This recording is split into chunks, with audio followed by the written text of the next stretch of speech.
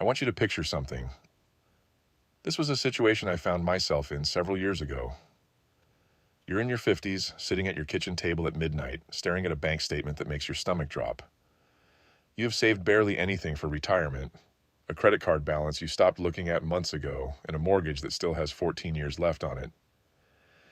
I'm a Gen Xer, like many of you, and sometimes I think we spent so much time outside and unsupervised, it's no wonder many of us didn't get a good financial education growing up.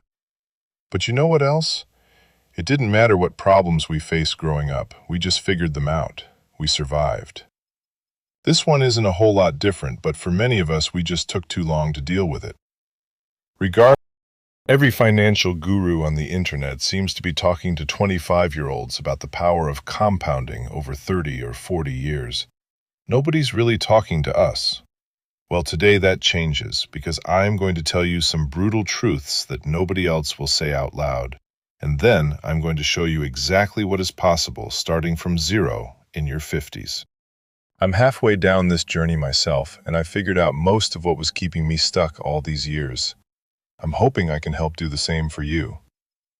But first, let me destroy a myth that has been quietly keeping millions of people broke. The myth is that starting late means it's already too late. That story is absolutely destroying your future, and the worst part is that you might be telling it to yourself every single day without even realizing it. I know I was. The real enemy isn't your age. The real enemy is a collection of financial habits that have been bleeding your potential dry for decades. And those habits do not disappear just because you finally decide to care about retirement. So before we talk about what is possible, we need to talk about what's actually going wrong. Because if you skip this critical part, nothing else will stick.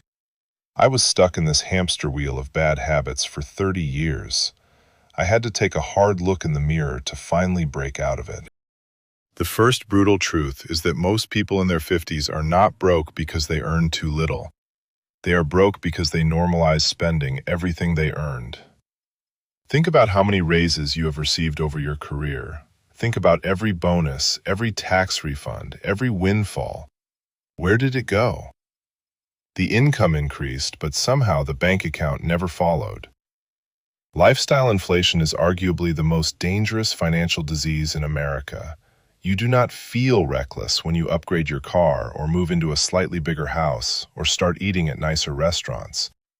Each decision seems reasonable on its own, but the cumulative effect is that you traded your retirement for comfort you barely remember. I remember my very first apartment. It was decent, but quite small. I lived there for a few years, but once I got a job that paid me twice what I was making before, I immediately upgraded my apartment. It felt great, but did I really need to do that? No. If I had kept that apartment and invested the extra money for a few more years, I would have been able to take advantage of assets like dividend income. Once the profits from those investments generated enough income to pay the difference between apartments, or, at least pay some of the bills, that is when I should have upgraded. The second brutal truth is that debt has been acting like a financial parasite for years. Credit card interest rates are routinely sitting between 20 and 29% right now. Think about what that means for a second. Every dollar you carry on a credit card balance is effectively a guaranteed negative return of at least 20% per year. No investment can consistently beat that. So if you are carrying consumer debt and simultaneously trying to invest for retirement, you're pouring water into a bucket with a massive hole in the bottom. The hole wins every time.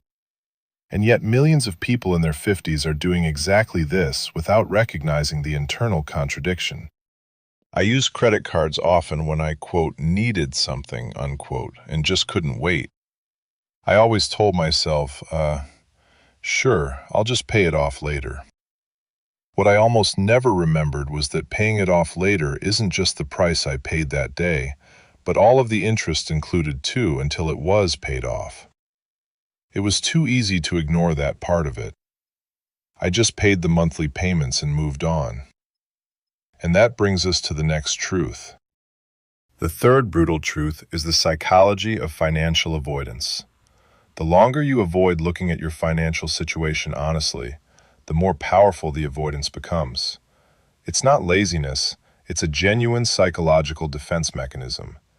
Your brain is protecting you from facing a scary reality, but that protection is costing you years of potential growth. Every month you delay is not just a month of lost savings, it's a month of lost compound growth on everything you would have saved. And here's where things get mathematically brutal. Compound interest does not care about your feelings or your excuses. It works quietly and relentlessly in the background, and it works for you or against you, depending entirely on your choices. The same mathematical force that makes debt devastating also makes consistent investing wildly powerful, even at 52 or 55 or 58. The last 5 years before a traditional retirement age can have an enormous impact on your financial situation if you approach them with genuine intensity rather than resignation. So let's talk about what's actually possible and what it actually requires, because this is where most financial content lies to you either through false optimism or through ignoring the behavioral changes required. If you're starting with close to nothing in your 50s, the first move is not to open an investment account. The first move is to create a brutally honest financial inventory. Write down every debt, every monthly expense, every subscription, every habit that costs money. Do not round numbers. Do not give yourself the benefit of the doubt.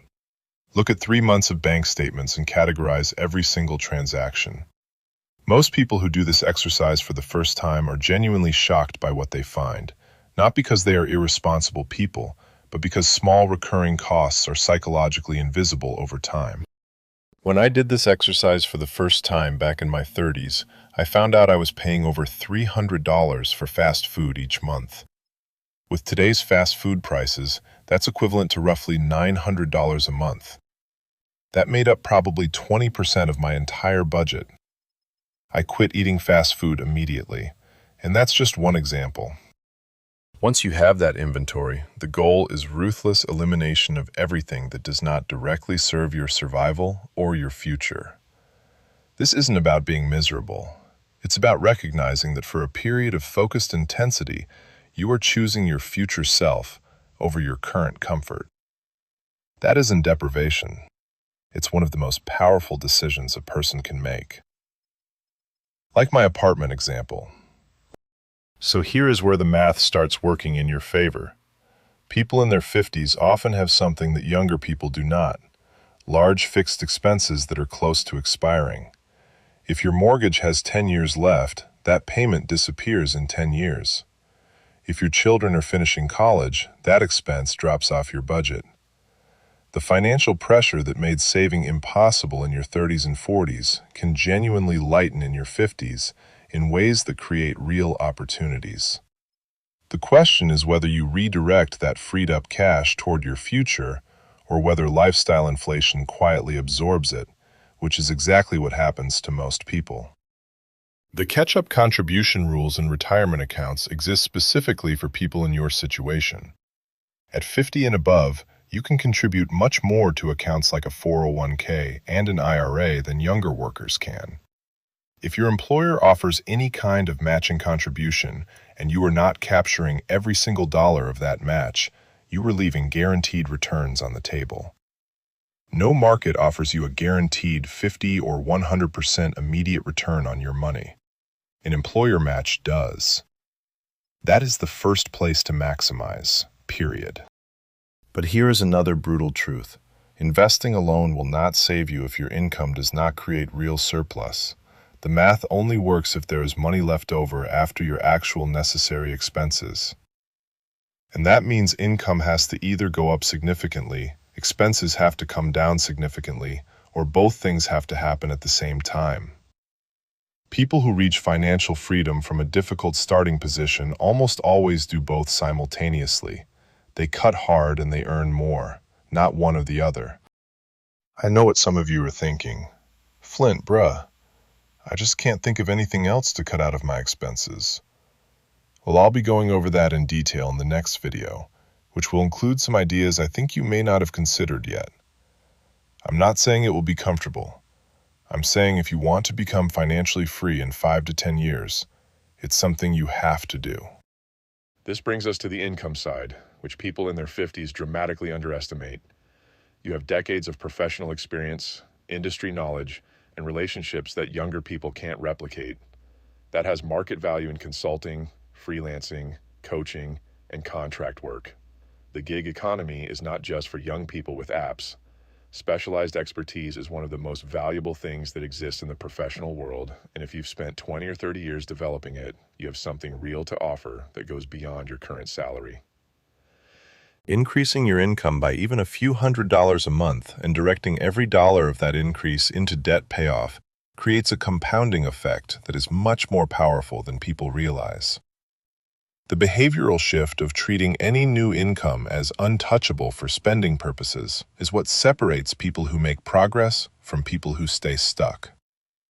And if you've made it this far, you do not want to stay stuck, because you know what the consequences are if you do. Now let's address the emotional reality, because this matters more than the spreadsheets. Making significant financial changes in your 50s is hard in ways that go beyond math. It often requires confronting feelings of regret, shame, and fear simultaneously.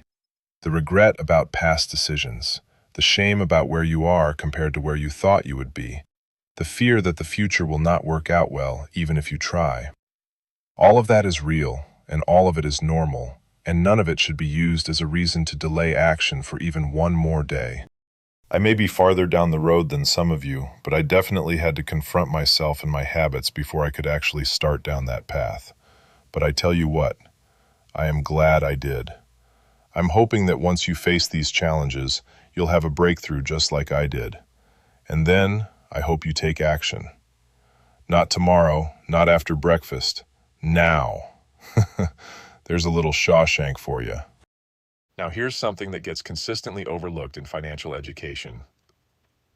The habits you build during this intense period of financial transformation also become the foundation of how you live in retirement. People who learn to spend intentionally, eliminate waste, and distinguish between wants and genuine needs do not magically lose those skills when they stop working. That discipline actually protects their retirement. The people who struggle most in retirement are often those who never developed a healthy relationship with money and spending. They either spend too freely and drain their savings, or they hoard so compulsively that they never actually enjoy what they built. Either extreme is a product of unexamined financial habits. Financial freedom at any age is not primarily a math problem. The math is the easy part once you genuinely understand it. Financial freedom is a behavioral problem, an identity problem, and sometimes a courage problem.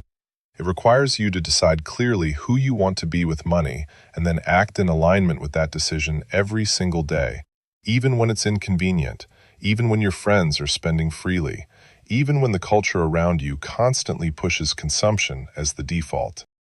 You've probably heard the phrase, keeping up with the Joneses, which started from a comic strip back in 1913. They also made a video game called Jones in the Fast Lane back in 1991. Similar pixelated graphics for the board and background as I like to use for this channel. But a perfect example of how easy it is to succumb to lifestyle creep, essentially driven by peer pressure. You are not too late, but you are also not early.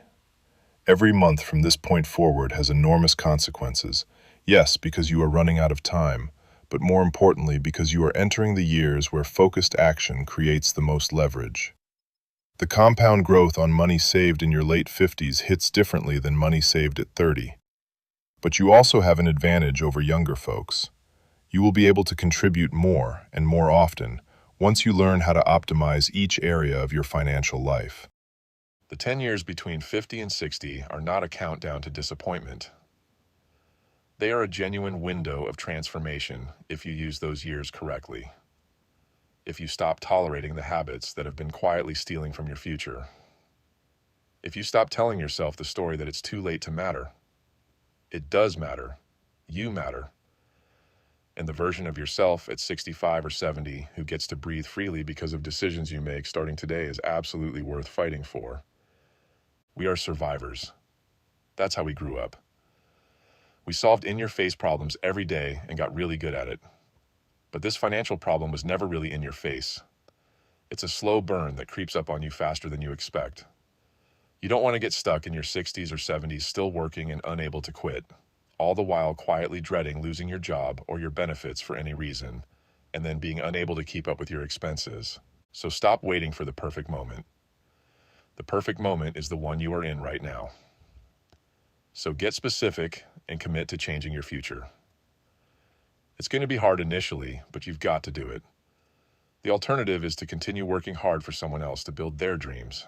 It's time to start working on yours. I hope you got a ton of value out of this video, and if you did, please watch my comprehensive guide to financial freedom starting from nothing video, which you can click on right here. Also, please consider liking and subscribing, and drop your own thoughts and ideas in the comments. My name is Flint, and I will see you in the next video.